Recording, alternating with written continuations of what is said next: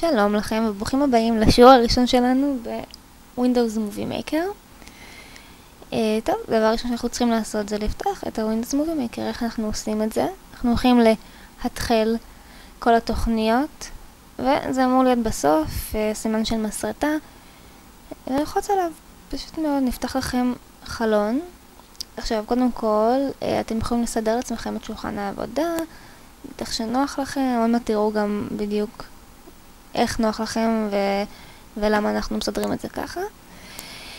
טוב, דבר ראשון שאני ממליצה לעשות זה לשמור את הפרויקט אפילו לפני שהתחלנו לעבוד קודם כל, כי לפעמים יש הרבה דברים שצריך לעשות והוא מבקש לשמור את הפרויקט, וגם הכי כדאי לשמור את הפרויקט בהתחלה וכל כמה דקות, כי אם אחר כך משהו מתפקשש והולך לאיבוד או מחשב נופל או לא יודעת מה, זה יכול להיות מאוד מאוד מבאס, תאמינו לי מניסיון.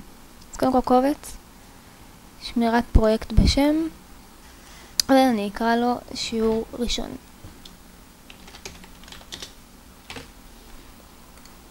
אוקיי. עכשיו,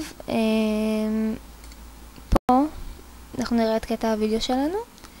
פה אנחנו נסדר אותם לפי הסדר, את הקטעים שאנחנו רוצים, ופה אנחנו נערוך.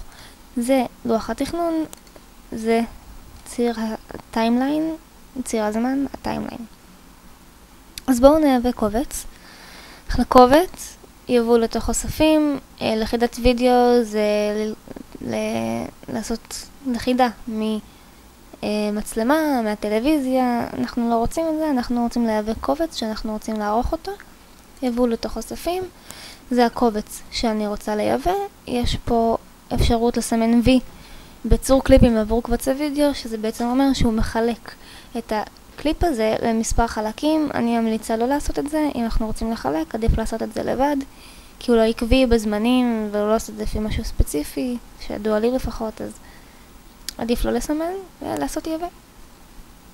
שאתם רואים, לוקח לו קצת כמה דקות, זה קטע, אני אלחץ עליו, אני אראה אותו פה, ואני רואה שזה קטע של 2 דקות 38 שניות ו-32 פריימים.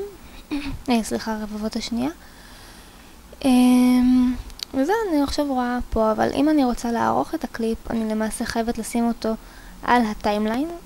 אני יכולה לעשות את זה או על ידי גרירה לפה, או על ידי גרירה בצורה כזאת. עדיף ככה.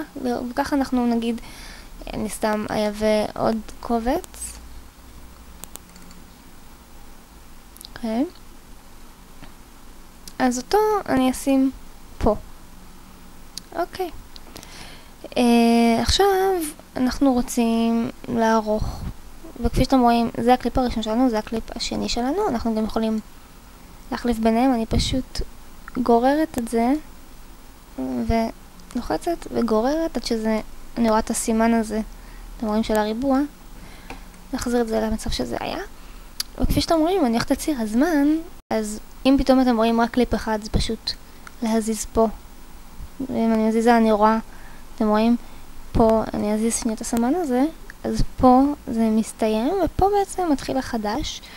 הקליפ הראשון מתחיל פה, והקליפ האחרון מסתיים פה.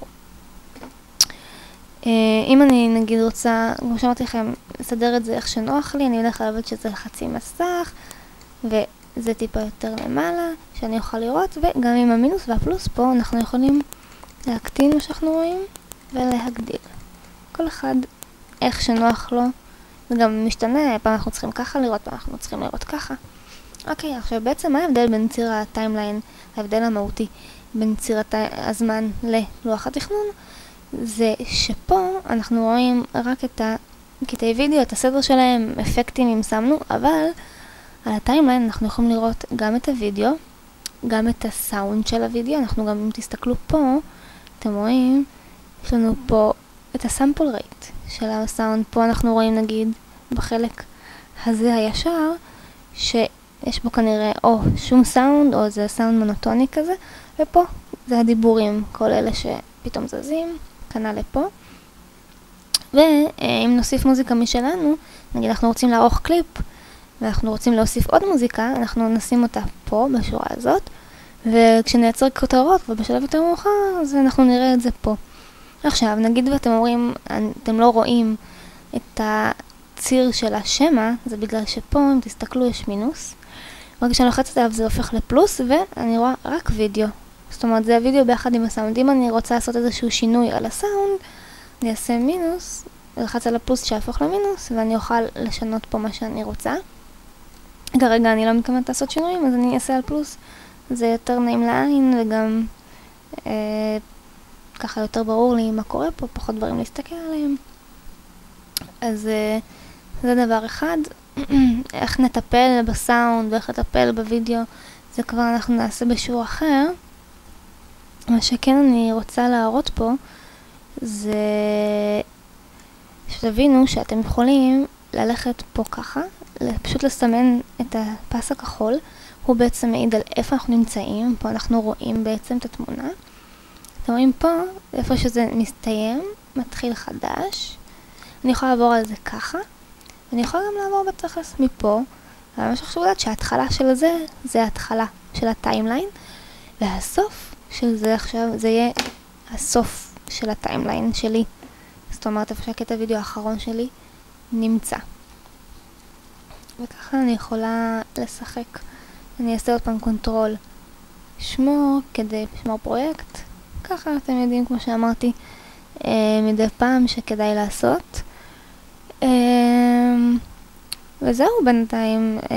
ככה זה בקטנה מה אנחנו רואים פה. אתם יכולים לשחק עם זה, ואנחנו נמשיך ללמוד עוד בשיעורים הבאים. אז תודה רבה ולהתראות.